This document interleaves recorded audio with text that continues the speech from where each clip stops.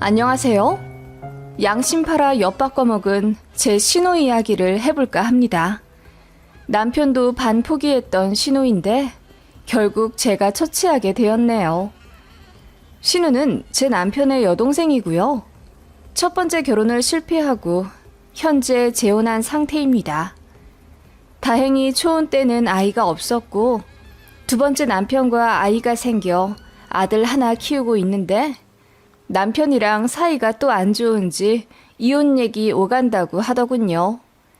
그렇게 되니 저희 부부에게 2년 전쯤부터 엄청 달라붙더라고요. 저는 신우를 진짜 싫어합니다. 결혼할 때도 저희 시부모님도 안 하는 반대를 지가 나서서 하더라고요.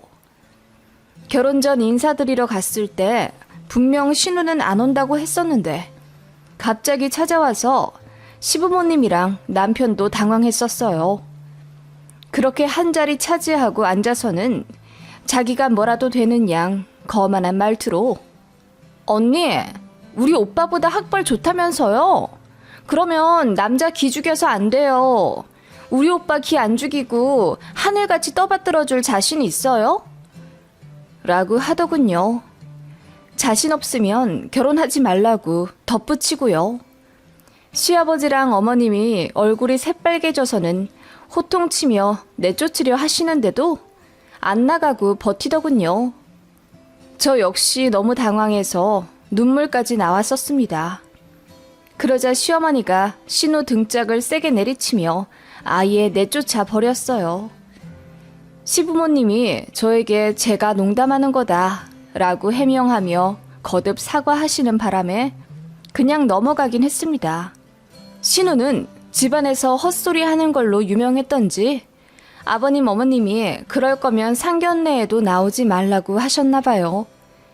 그리고 결혼식 때도 시부모님이 신우 단속을 철저히 하셨는지 신우가 구석에만 딱 처박혀 있고 나대지 않더라고요.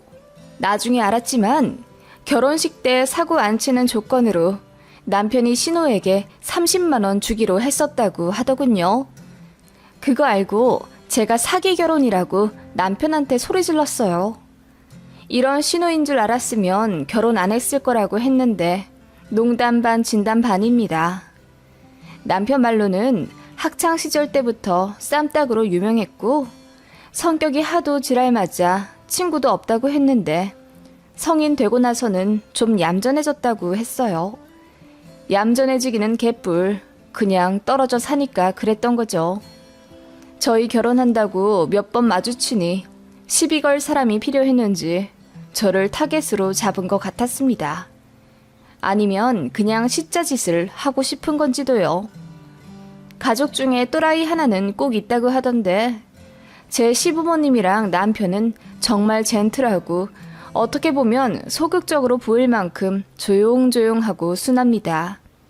그런 사람들 틈에서 어떻게 신우 같은 돌연변이가 나왔는지 이쯤 되면 유전자의 신비를 느낄 정도이지요. 제가 새댁 때 아직 시댁에 적응이 안 되어 조용히 있으니 신우가 저도 다른 가족들처럼 순딩이로 봤나 보더라고요. 물러터진 자기 엄마 대신 본인이 기강을 잡겠다며 일주일에 한 번씩 시부모님께 안부 전화를 하라더군요. 저기요, 아가씨. 아버님, 어머님도 말씀 안 하시는 안부 전화를 왜 아가씨가 강요하세요? 라고 언성 높여 화냈더니 신우가 움찔하더군요. 그전에는 늘 잔잔한 미소를 지으며 가만히 앉아만 있던 저거든요. 제가 한마디 하니 머릿속이 새하얘졌는지 아니, 그냥 저는 가족이 되니까 기뻐서 라며 횡설수설 하는데 그 꼴이 너무 어이없었습니다.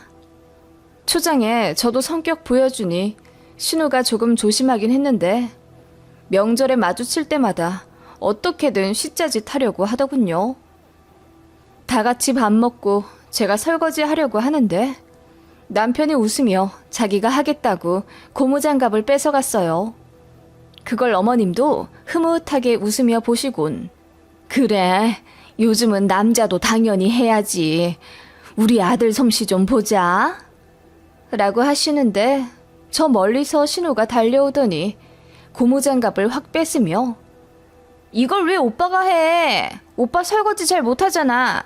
괜히 그릇 깨지 말고 언니더러 하라고 해. 라고 하더군요.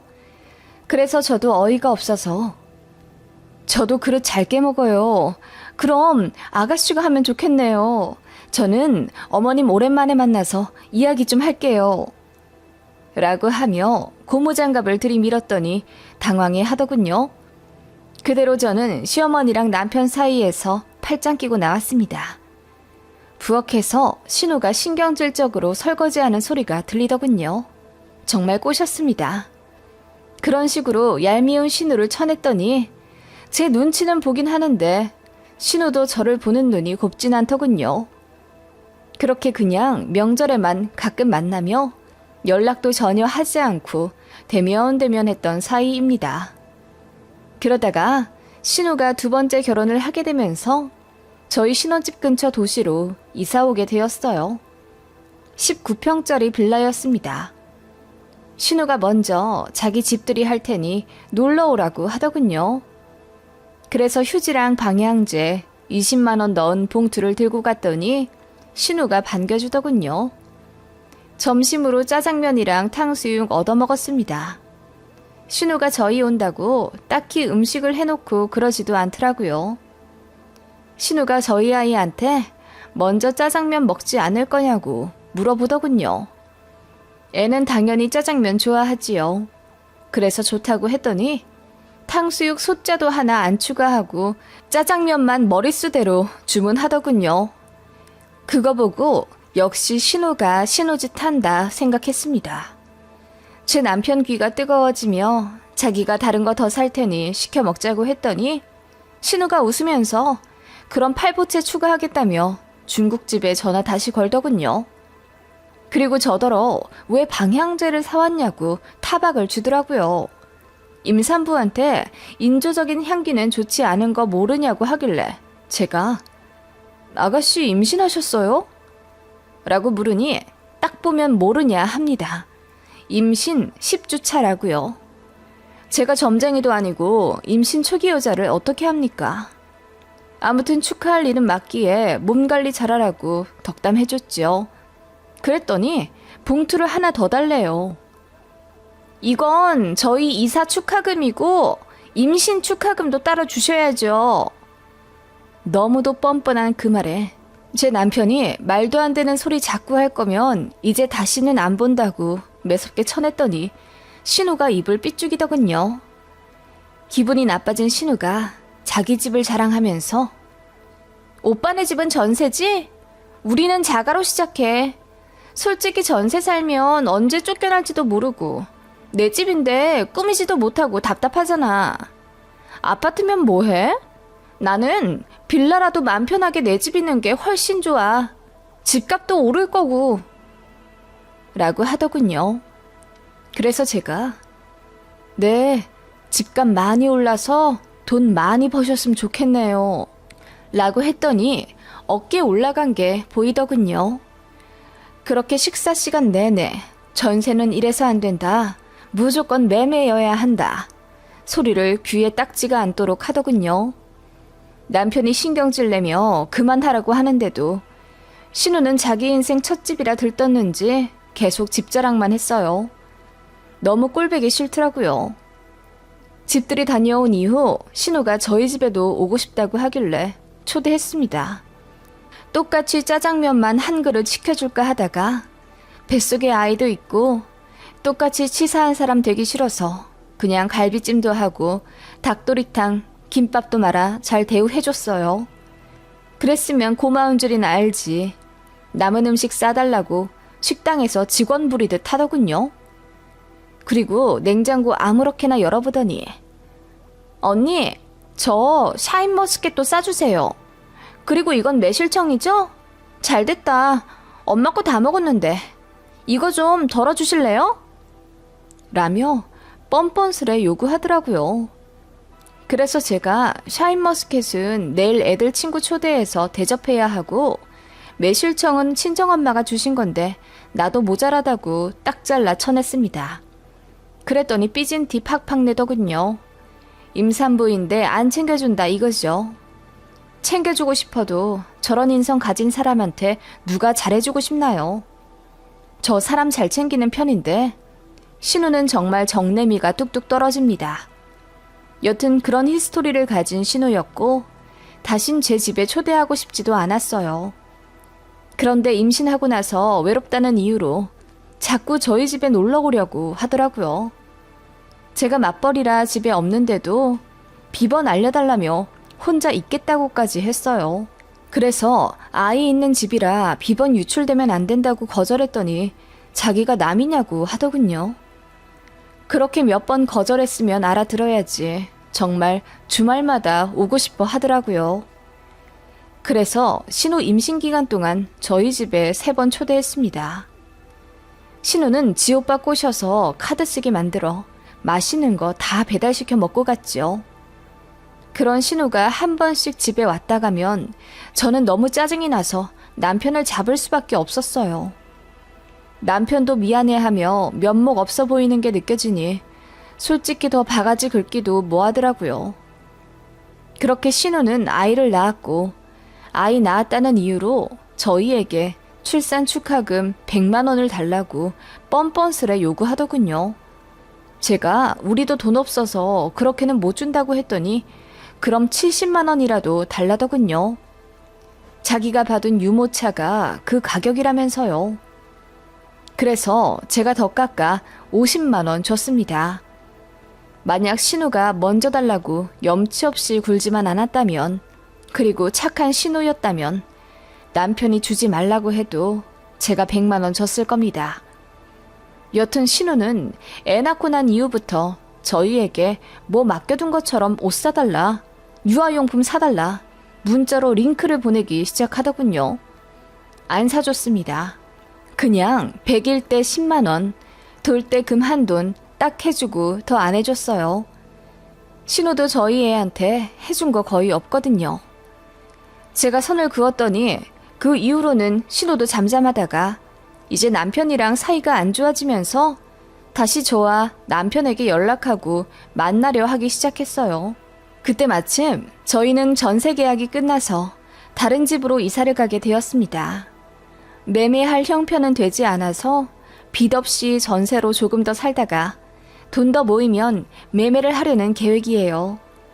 이번에는 평수를 넓혀서 32평으로 갔더니 신우가 와보고 싶다고 엄청 조르더군요. 그래서 초대했더니 우와, 집 엄청 좋다. 다 새 거네요. 이런 신축 아파트에 살면 얼마나 좋을까? 저도 이사 가고 싶어요. 라며 부러워하더군요. 그래봤자 전세인데요. 아가씨도 돈 많이 벌어서 넓은 집 이사 가시면 되죠.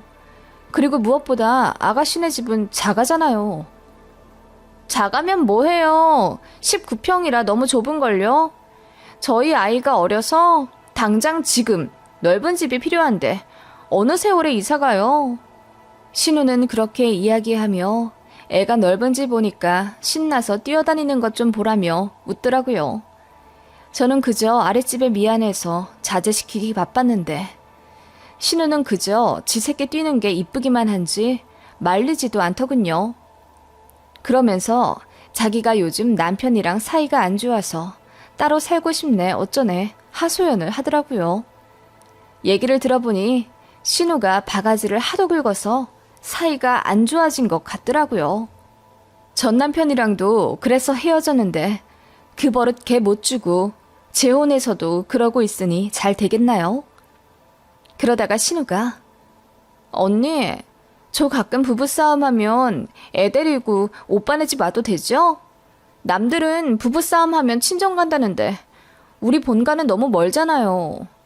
오빠네 집이 내 친정이기도 하니까 괜찮죠? 마누라가 한 번씩 집을 나가줘야 겁 좀 먹죠. 라고 하며 저희 집에 툭하면 오겠다는 복선을 깔더군요. 그래서 제가 아가씨, 제가 부부싸움 할 때마다 집을 나가면 옳게 너무하다면서 욕할 거잖아요. 그냥 입장 바꿔 생각해보면 돼요. 싸웠으면 부부끼리 알아서 해결해야죠.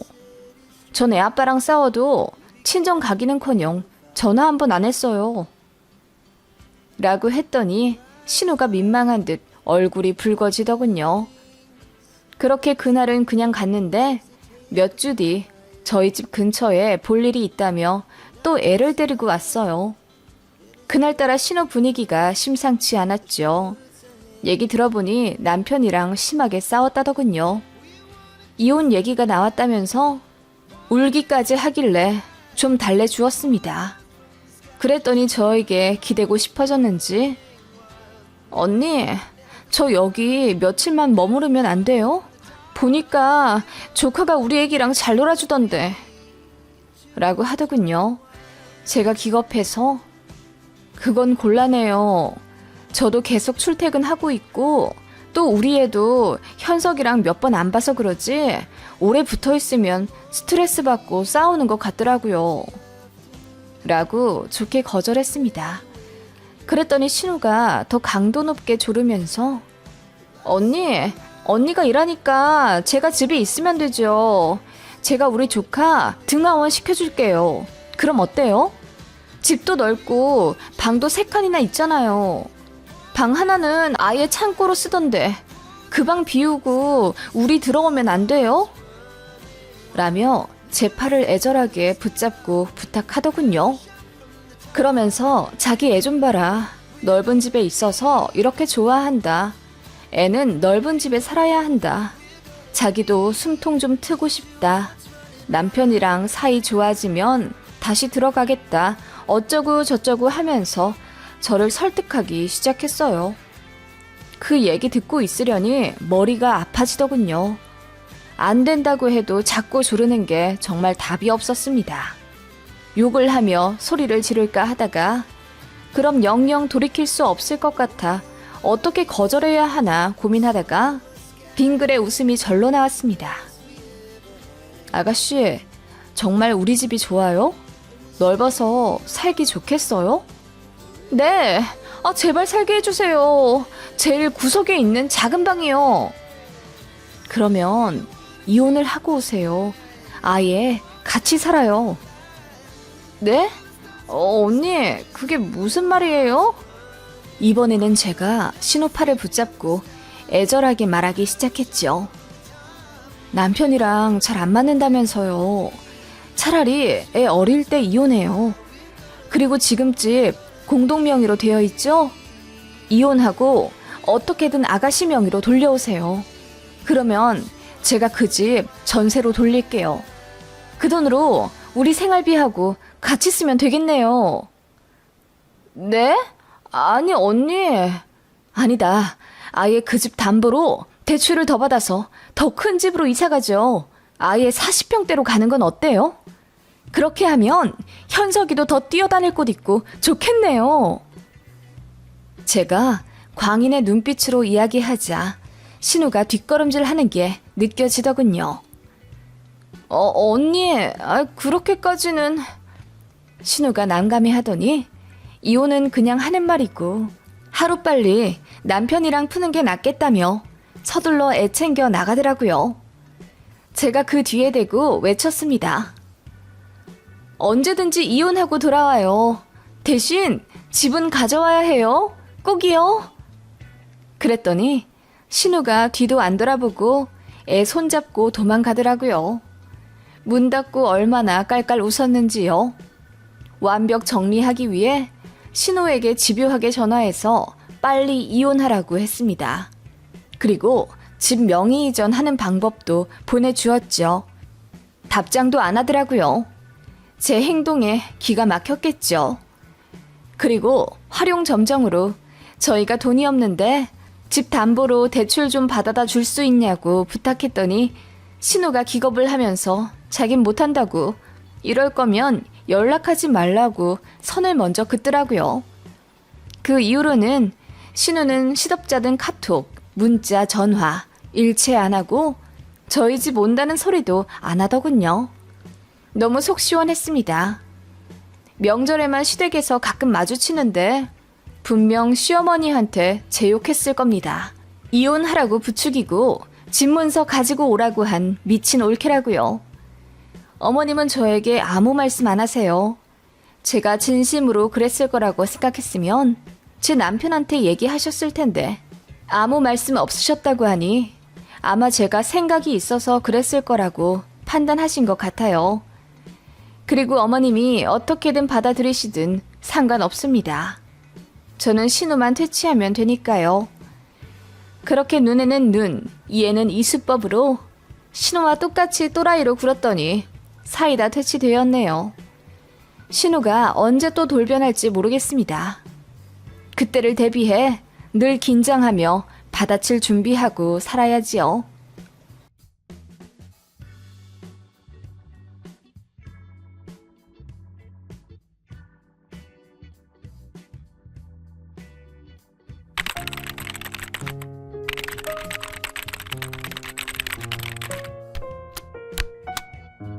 안녕하세요. 답 없는 인간과 결혼했다가 지옥에서 빠져나온 저의 이혼 이야기를 해볼까 합니다. 애초에 결혼한 것부터가 잘못된 선택이었지만 그래도 더 늦기 전에 새 출발을 결심했기에 지금은 잘했다고 생각합니다. 저는 그냥 평범한 중소기업 대리였고 남편은 자영업자였습니다. 둘 다 직장인이었을 때 만나 결혼한 건데 신혼 때 남편이 말도 없이 회사를 관뒀습니다. 시어머니가 하는 가게를 물려받고 싶다는 게 그 이유였습니다. 어머님은 번화가 한 구석에서 작은 고깃집을 운영하고 계셨는데 나름 잘 되었어요. 잘 벌 때는 한 달에 순수익 1,000만 원도 찍을 때가 있었고 보통은 200에서 300만 원 정도 수익을 남기셨습니다. 아버님이 일을 하실 만한 몸 상태가 아니었기 때문에 어머님 혼자 고군분투하며 20년 동안 혼자 자영업을 하신 거죠. 잘 된다고 해서 부자 시댁은 아니었어요. 시세 1억 2천 정도 되는 아파트, 자가로 하나 갖고 계셨지만 담보대출로 깡통 상태였고 어머님 버시는 돈으로 생활비랑 병원비 하며 쓰셨습니다. 저축을 좀 하고 계시는 줄 알았는데 어디다 다 쓰시는지는 몰라도 통장에 1,000만 원도 없으시다고 들었습니다. 제가 알기로는 시외가에 돈 들어갈 때가 많다고 들었어요.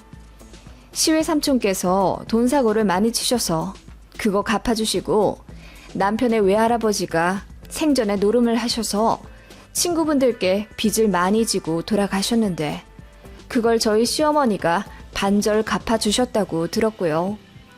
그런데 시어머니도 주식하시는 것 같더라고요. 남편이 얼마 벌었냐고 물으면 인상 찌푸리시는 걸로 봐서 거의 다 날리신 것 같지만요. 비싼 가방이나 옷도 없는데 돈이 없으신 걸 보면 그런 식으로 번 돈을 다 까먹으며 사시는 것 같았습니다. 그래서 장남 결혼하는데 돈 한 푼 안 대주셨겠지요. 기대한 건 아니지만 처음부터 딱 잘라 우린 돈 없으니 니들끼리 알아서 먹고 살으라 하셨습니다.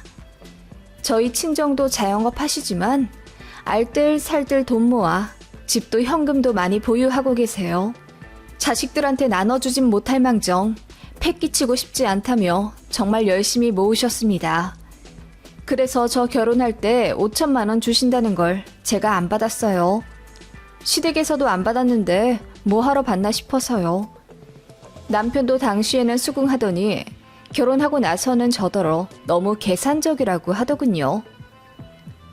장인어른께서 주신다는 돈을 굳이 거절할 필요가 있어? 우리 집에서 안 받았다고 너네 집에서도 안 받는 건 너무 속물 같은 계산이지. 누가 주시건 간에 감사하게 받고 둘이 잘 먹고 잘 살면 되는 것 아니야? 그렇게 말한 남편에게 좀 어이가 없었습니다. 왜냐하면 남편은 결혼할 때 시댁에 이런저런 사정이 있어 좀 드렸다며 달랑 2천만 원 들고 왔고 저는 6천만 원이나 갖고 왔어요. 그런 상황에서 제가 친정에서 돈을 더 갖고 오면 그냥 신부 돈으로 결혼해 사는 거나 마찬가지잖아요. 당시에는 남편이 시댁에 돈이 좀 묶여 있어서 그렇다고 설명했기에 깊은 사정이 있나 보다 하며 이해했고 그저 사랑과 정 하나만 보고 결혼했어요. 제가 조금 더 해갔으니 남편도 저에게 미안해하고 더 잘할 거라고 생각했습니다. 그런데 그건 제 오산이더군요. 신혼집을 구하려 하는데 제 직장이랑 조금 더 가까운 곳이 신도시 비슷하게 발전하고 있어서 여러모로 조건도 좋아 거길 계약하자고 했더니 남편이 싫다더군요. 자기 직장이랑 가까운 곳을 해야 한다고 우기더라고요. 그래서 제가 어차피 맞벌이 해야 하며 사는데 그럼 자기가 더 일찍 와서 집안일 할 수 있겠어?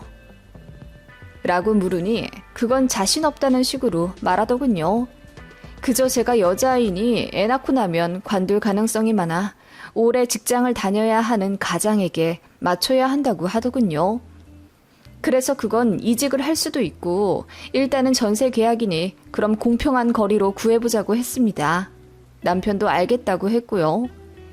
그런데 시어머니가 그 얘기를 아들에게서 듣고 저에게 전화해서는 그래도 우리 아들 회사 쪽으로 구하는 게 낫지 않겠니? 다들 보면 남자 직장 쪽으로 더 가깝게 해서 구하던데 혹시 우리 아들이 너보다 돈 적게 해와서 그러는 거라면 우리가 돈을 대주려 한다.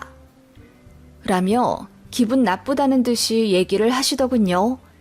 지금 생각하면 시모가 무례한 거지만 당시는 식 올리기 한 달 전이라 제가 새댁 특유의 그 여리디 여린 마음을 갖고 있었어요. 전화 통화 중이라 시모는 볼 수도 없는데도 제가 손사래를 쳐가며 아니라고 해명했고 절절매며 통화했던 기억이 납니다. 결국 집은 우리 부부 직장의 딱 중간쯤으로 정했네요. 그 동네는 인프라도 부족하고 다른 곳보다 덜 발달되어 지저분한 동네였지만 남편이 융통성 가지지 않고 무조건 중간을 고집해서 결국 그 동네로 계약했습니다. 지금 생각하면 남편과 어머님이 신혼집 위치를 이유로 기싸움을 했었던 것 같아요. 말도 많고 탈도 많았던 결혼 준비였고 과정에서 남편과 시댁에게 실망도 했지만 대부분의 여자들이 그렇듯이 파혼을 하는 용기까지는 없어서 그냥 밀고 갔었던 것 같아요. 결혼하고 나서 조율하면 되겠지 라는 생각으로 식을 올렸습니다. 그렇게 아웅다웅 지지고 볶으며 신혼생활했습니다. 그 와중에 어머님은 자꾸 돈을 달라고 하셨어요. 결혼식 올리고 돈 남지 않냐면서 처음에는 남편 쪽 축의금에서 반 떼달라고 하더니 나중에는 저한테도 직접 전화를 해서 임대료 핑계대고 고기 도매값 핑계대며 10만 원, 20만 원씩 빌려달라 하시더군요. 소액이라 흔쾌히 빌려드렸는데 나중에는 점점 금액이 커지더니 200만 원까지 얘기를 하셨어요. 그래서 안 된다고 했더니 어머님이 알겠다고는 하시고는 제 남편에게 전화해서 울고불고 하셨나 봐요. 돈이 없어서 딸같이 생각하는 며느리에게 손 좀 벌렸더니 거지 취급을 한다고 했다나? 남편이 시모 말만 듣고 서운하다며 그날 밤에 혼자 보란듯이 깡소주 까서 마시더군요. 그러면서 저 붙잡고 말하기를 엄마 가게가 요즘 잘 안 된대. 아들 결혼하고 나서 그렇게 된 게 아무래도 이상해서 점집에 가보셨다는데 점쟁이가 하는 말이 운이 우리 쪽으로 가서 그렇다고 했대. 엄마는 그저 자식만 잘 살면 되니 상관없다고 하시는데 솔직히 그 말 듣고 내가 미안하지 않을 수 있겠어? 라며 눈물까지 글썽이더군요. 저는 점이나 사주 같은 걸 믿지 않는데 시댁은 엄청 맹신하는 분위기더라고요. 남편도 저랑 연애할 때 사주 카페 가자고 몇 번 얘기하긴 했는데 그냥 재미삼아 본 거였지 철석같이 믿을 줄은 몰랐어요. 여튼 남편이 그렇게 이야기하며 지금 시어머니가 필요한 돈은 200만 원인데 다만 100만 원이라도 드리자고 저에게 부탁하더군요. 그래서 제가 앞으로도 계속 돈 달라고 하시면 어떡하냐고 했더니 남편이 그건 자기가 책임지고 맡겠다고 하더군요. 그렇게 100만 원 딱 해드리고 나서는 제 눈치를 보기는 보는지 그 이후로는 시어머니로부터 정말 전화가 안 왔어요. 대신 남편이 툭 하면 시어머니 도우러 가게 간다고 하거나 일 끝나면 우리 집에서 주무시고 가시라고 모셔오곤 했습니다. 어머님 가게가 저희 신혼집이랑 차로 30분 정도 거리였거든요. 남편은 결혼하고 나서 자기가 총각 때 엄마를 제대로 보살펴드리지 못한 게 너무 죄송하게 느껴진다고 했어요. 이래서 남자들이 결혼해야 철드는 거라고 하는구나. 왜 그동안 우리 엄마 불쌍한 게 안 보였는지. 당신이랑 데이트하러 다닐 때 우리 엄마도 좀 불러서 같이 맛있는 거 먹고 다닐걸. 라고 하더군요. 너무 경악스럽더라고요. 그래서 내 남자친구가 나랑 데이트할 때마다 본인 어머니 불러왔으면 바로 헤어졌을 거라고 하니 농담인 줄 알더라고요. 어차피 이렇게 가족될 사이였는데 진작 친해졌으면 같이 효도하고 좋았을 거라면서요. 어이가 없더군요. 아무튼 그렇게 시도 때도 없이 어머님을 신혼집에 모셔오니 저는 편하게 있다가도 벌떡 일어나 야식이라도 차려야 했고, 어머님이 주무시고 가신다고 하면 잠자리도 받으려야 했습니다. 정작 어머님을 모시고 온 남편은 딱 거기까지가 제 할 일이었던 것처럼 소파에 드러누워 있었고요. 제가 어머님 차 내어드리고 야식 만들어드리고 잠자리 펴드리고 다 했습니다. 그런 일이 반복되니 남편에게 불만이 쌓였고 점차 싸우게 되었어요. 제가 큰 소리 내면 남편이 눈치 보고 한동안 어머님 안 모셔오다가 제 기분이 좀 풀렸다 싶으면 다시 어머님 모시고 오고 그러더라고요. 안 그래도 회사 일로 고된 하루를 보내다 집에 오면 쉬고 싶은데 일주일에 한두 번은 꼭 시어머니가 집에 오시니 스트레스 받더라고요. 그런데 남편은 나중에 우리가 아이 낳으면 시부모님 손을 가끔 빌려야 할 텐데 염치 없이 구는 것보다 미리 잘 해드리고 도움 받는 게 낫지 않냐고 되려 저를 나무라더군요. 남편이 말을 참 잘해요. 그래서 저도 그런가?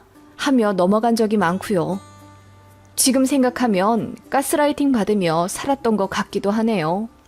그러던 와중 결혼 2년 차에 제가 임신을 했습니다. 지지고 볶고 살아도 그 와중에 애는 생기더군요. 남편과 이제 싸우지 말고 우리 세 가족 행복하게 잘 살아보자고 다짐도 했습니다. 그런데 이 인간이 저에게 말도 없이 회사를 관두었습니다. 어머님 가게를 자기가 물려받아서 요즘 스타일대로 조금만 더 손대면 제대로 대박 날 것 같다고 그 전에도 자주 이야기했어요. 저는 장사가 보통 일도 아니고 지금 어머님 잘하고 계시는데 왜 물려받으려고 하냐? 시기상조다. 라고 하며 말렸지만 결국 제 허락을 받는 것에 자신이 없었는지 사표부터 내고 왔더라고요. 그때가 임신 5개월이었어요. 남편 때문에 울면서 회사 다녔네요. 이왕 그렇게 사고 친 거 제대로 해보라고 했더니 인테리어 하게 돈 좀 달라고 하더군요. 기가 막혔습니다. 그렇게 3천만 원 대출받아 남편은 시어머니랑 같이 장사를 하기 시작했어요. 남편이 젊은 감성으로 가게를 꾸며 재오픈하니 사람들이 많이 몰리긴 하더라고요. 그렇게 첫 달은 매출 1,500만 원에 순수익 600만 원 정도로 마무리 지었습니다. 남편이랑 어머님이 손잡고 방방 뛰면서 이제 부자 될 일만 남았다고 환호성 지르더군요. 그렇게 남편은 하루 종일 가게에 있느라 저는 임신 기간 동안 남편의 케어를 받은 적이 없습니다. 저 혼자 밥 챙겨 먹고 저 혼자 잠들고 저 혼자 일어나 회사 다녔어요. 너무 서러웠지만 그래도 다 같이 잘 되기 위함이니 견디고 견뎠네요.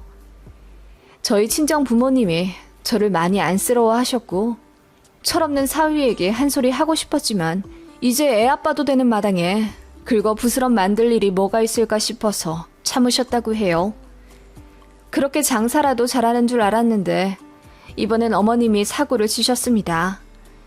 아들이랑 같이 하는 장사가 잘 되니 이기세모라 사업 제대로 확장하자며 그 바로 옆 상가까지 계약하셨다고 하더군요. 남편도 처음엔 놀랐지만 엄마가 다 뜻이 있어서 그랬을 거라며 제가 혹시라도 불만 갖지 못하도록 설탕 발린 말로 저를 설득했어요. 그렇게 몇 달간 그나마 벌었던 돈마저 까먹고 이제 새로 계약한 상가 보증금까지 내야 하니 또 대출을 받을 수밖에 없었습니다. 저는 이미 만삭이고 이제 아이 태어나면 정신이 없을 텐데 이 와중에 대책 없이 대뜸 가게부터 계약해버린 어머님이 너무 미웠어요. 어머님은 저 따위는 안중에도 없다는 듯 오직 돈돈거리며 이제부터 우리 팔자 제대로 피는 거다. 진작 아들이랑 동업할 걸 그랬다. 하시며 좋아하셨고 그 옆에서 남편도 해볼 줄 하더군요. 그렇게 남편과 시어머니가 새 가게에 매달려 사는 동안 출산일은 다가왔고 그렇게 아이를 낳았습니다. 남편은 바쁘다며 애 출산 당일에만 얼굴 비추고 그 다음날부터는 시무랑 또 가게 가 있더군요. 어머님 혼자 일하는 게 죄송스럽다면서요. 그런 저를 엄마가 안쓰러워하며 조리 도와주셨고 친정아빠는 제가 돈이 별로 없어 아기용품도 제대로 사지 않는 걸 보고 마음 아파하며 1,000만 원을 주셨습니다. 아이 유모차며 카시트도 다 중고로 구입하려 했는데 친정 부모님 덕분에 좋은 걸로 사게 되었어요. 남편도 처음엔 감사한 마음을 가지고 있더니 나중에는 그 돈도 탐내더군요. 친정에서 주신 돈 얼마나 남았어? 당신도 육아휴직쓰니 우리가 돈이 별로 없네. 혹시 그 돈 생활비에 좀 보태줄 수 있어? 엄마 빚도 빨리 갚아드려야 하고. 무슨 소리야. 아이 물건 사라고 주신 돈이야. 앞으로 아이한테 큰 돈 들어갈 때마다 요긴하게 쓸 돈이라고. 그런 게 어딨어. 돈은 그냥 돈인 거지. 지금 당장 우리 가게 월세부터 내야 나중에 애 물건도 살 수 있을 것 아니야. 월세부터 내자니? 이번 달 매출 잘 안 나왔어? 아, 그게... 남편이 고개를 숙이며 가게 얘기를 안 하려 하더군요. 이상한 마음에 붙잡고 캐물으니 오픈빨이 끝나서 장사가 잘 안 된다고 울상이더군요. 그러게 무턱대고 가게 확장부터 하면 어떻게 하냐고 화를 냈더니 남편이 우리 엄마가 다 생각이 있어서 그렇게 한 거라고. 너 엄마랑 나 무시해? 라고 하며 화를 내더라고요. 아마 가게도 잘 안 되니 더 예민해졌던 것 같아요. 저는 저대로 아기 키우며 독박 육아하고 있는데 밖에 나가 시어머니랑 길바닥에 돈을 버리고 있는 남편이 너무 미웠습니다. 그래서 그때 통장 오픈을 좀 해보자고 했더니 남편이 자기를 못 믿냐며 방방 뛰더군요. 절대 안 보여줄 기세라 마음이 너무 착잡했습니다. 애 낳으면 도와줄 것처럼 굴던 시어머니도 가게 핑계로 아예 연락도 안 하시고 그리 원하시던 손자가 아닌 딸이라 실망하신 건지 관심도 없으셨어요. 게다가 뭔 놈의 돈이 자꾸 가게에 들어가는지 버는 돈에 비해 나가는 돈이 더 많은 듯 보였습니다. 그 정도 되니 제가 따로 모아둔 돈으로 아이 분유 사고 생활비 해서 쓸 수밖에 없었고 남편은 어느 순간부터 아이의 통장 내역을 꽁꽁 숨기더군요. 이렇게는 못 살겠다 싶어 아이 들쳐안고 가게로 갔습니다. 맨날 손님 많아 치이고 힘들다더니 막상 가니 파리만 날리고 있더군요. 어머님은 가게 구석에서 주무시고 계시고 그나마 딱 2테이블 상대하고 있는 건 남편 혼자였습니다. 그나마도 핸드폰 게임하면서 고개 숙이고 있느라 손님들 들여다보지도 않고 있었고요. 제 얼굴 보고 놀란 시모와 남편이 왜 왔냐고 되려 따지더군요. 저는 이대로는 못 살겠다며 둘 다 지금 뭐 하고 있는 거냐고 소리를 질렀어요. 그리고 통장 내역 까보라고 했죠. 안 보여주면 이혼할 거라고요. 그랬더니 남편이 그러더군요.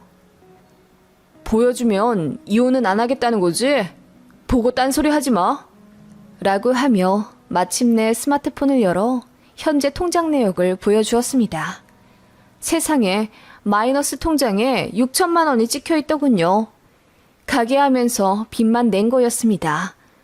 어떻게 자금 관리를 이따위로 했냐고 화를 냈더니 어머님이 갑자기 울면서 내가 모자라서 그랬다. 내가.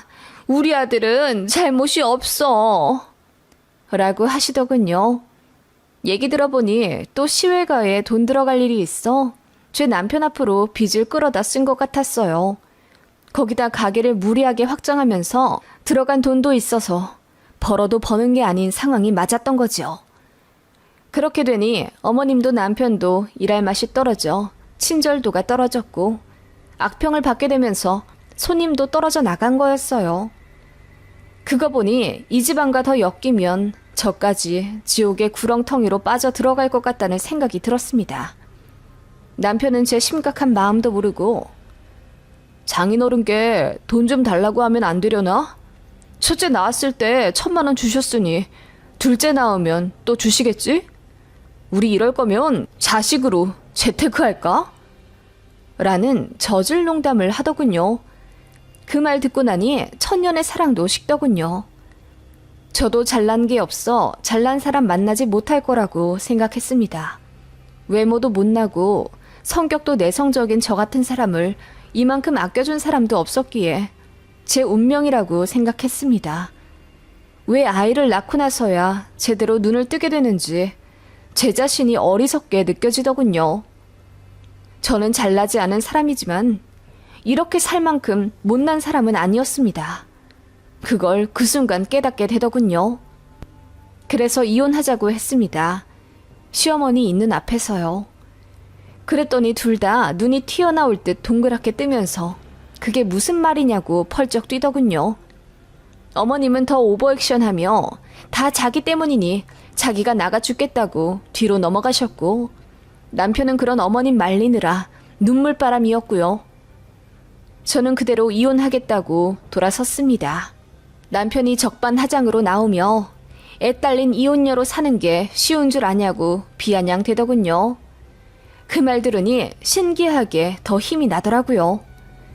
그 와중에 참 잘된 것은 신혼집 전세 계약을 제 이름으로 하였고 대출금 갚은 내역도 다 제 이름이라 재산 분할하기 깔끔하더군요. 남편이 이혼 안 하겠다고 버티길래 소송 걸었습니다. 오랜 시간 동안 재판하느라 많이 힘들었지만 변호사님 덕분에 잘 끝냈어요. 말도 없이 회사 관두어 임산부 혼자 생계 책임지게 한 점, 큰돈 들어가는 일마다 상의 없이 대출받은 점, 육아에 참여 안 한 증거 등을 내세워 남편이 유책 배우자가 되었고 위자료로 2,000만 원, 양육비 매달 80만 원 받기로 결론 났습니다. 그리고 한부모 명목으로 넣은 청약이 당첨되어 아이와 제대로 된 아파트 들어가 지금까지 잘 살고 있고요.